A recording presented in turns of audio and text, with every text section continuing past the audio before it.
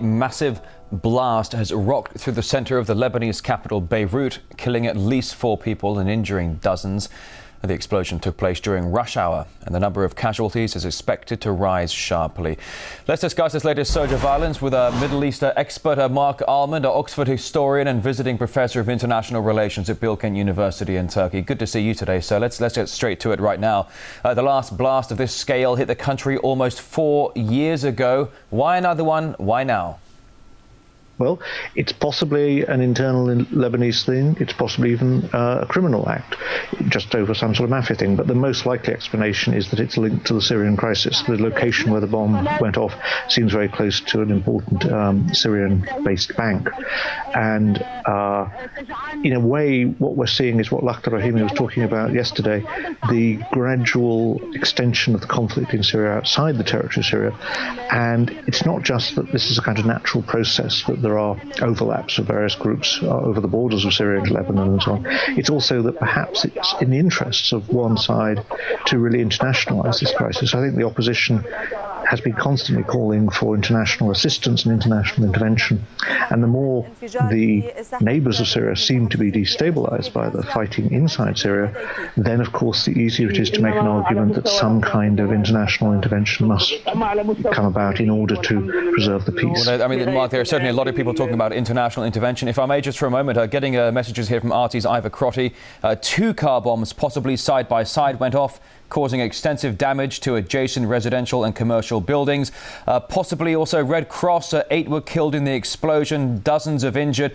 Still, these are yet to be confirmed. They're still coming in right here. Some people referring to Syria as a powder keg with the ability to inflame the region. Mark, is that what we're seeing at the moment, do you think? Well, of course, Bashar al-Assad said this 18 months ago. He has, of course, a motive for saying it, but it's partly true.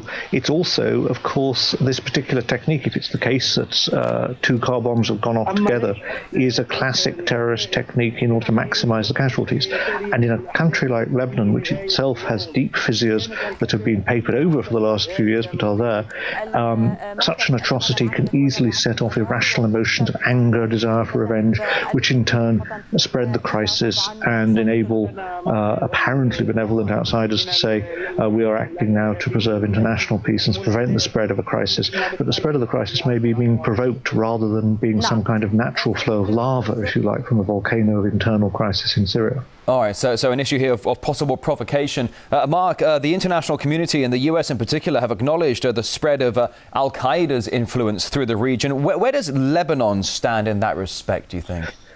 Well, Lebanon is torn because, of course, it has a large Shiite component of the population. It has long links with Syria, but equally, there are many Sunnis in Lebanon who resent both the Shiite semicircle of territory going all the way to Iran, and also resent Syrian domination for many years, though in fact Syrian domination did of course end the original Lebanese civil war. Now we see therefore that there are tensions within Lebanon, which I'm afraid also are being fed from outside. Money from outside is coming in to fund the fighters going into Syria, but perhaps also to fund potential conflict inside Lebanon itself.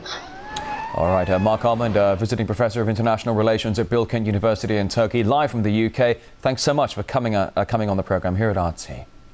Thank you.